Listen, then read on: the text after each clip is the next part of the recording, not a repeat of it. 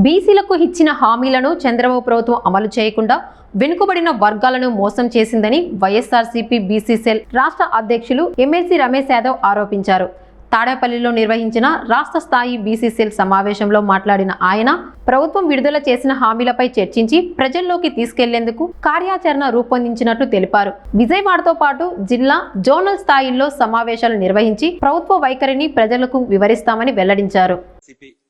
YSR Congress party office నందు ముఖ్యంగా BC నాయకులు, మంత్రులు కావచ్చు, ఎంపీలు కావచ్చు, రాజ్యసభ సభ్యులు కావచ్చు, ఈరోజు బీసీలందరూ, బీసీ ముఖ్య నాయకులందరూ సమావేశమయ్యి గడిచిన రెండు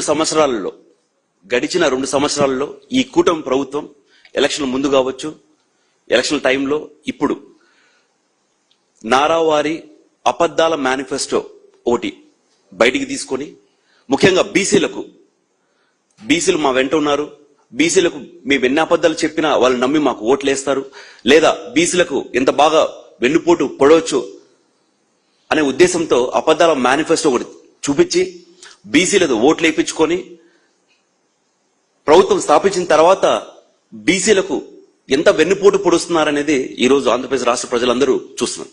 ముఖ్యంగా ఇందాక అన్న వాళ్ళు అందరు క్లియర్ గా చెప్పినట్టు బీసీలకు 50 ఏళ్లు దాటిన తర్వాత పెన్షన్లు అన్నారు, బీసీ డిక్లరేషన్ అన్నారు, లేదా యువత ఉద్యోగాలు అన్నారు, లేదా ఒక అవ్వాతాతకు పెన్షన్లు కావచ్చు. ఈ రకంగా బీసీలకు ఎంత వెన్నుపోటు పొరుస్తున్నా ఈరోజు రాష్ట్ర ప్రజలందరికీ చూస్తారు.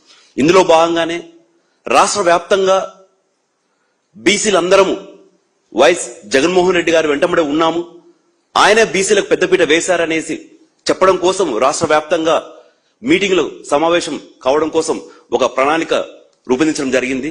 అందులో భాగంగానే అతి త్వరలో విజయవాడలో ముఖ్య నాయకులతో ఒక సమావేశం ఏర్పాటు చేసి దాని తర్వాత జోనల్ వైజ్, డిస్ట్రిక్ట్ వైజ్, దాంతోపాటు కాన్స్టిట్యూన్సీ వైజ్ ఇంటింటికి చేరే విధంగా నారావారి వెన్నుపోటు కార్యక్రమం ఎలా ఉందో ఇంటింటికి చేరే విధంగా ఈ బీసీ సెల్ కార్యవర్గ ప్లాన్ చేసింది. దానికి సంబంధించిన పూర్తి వివరాలు అతి త్వరలో పాత్రికేయ మిత్రులందరి ద్వారా రాష్ట్ర ప్రజలకందరూ తెలియజేయడం జరుగుతుంది.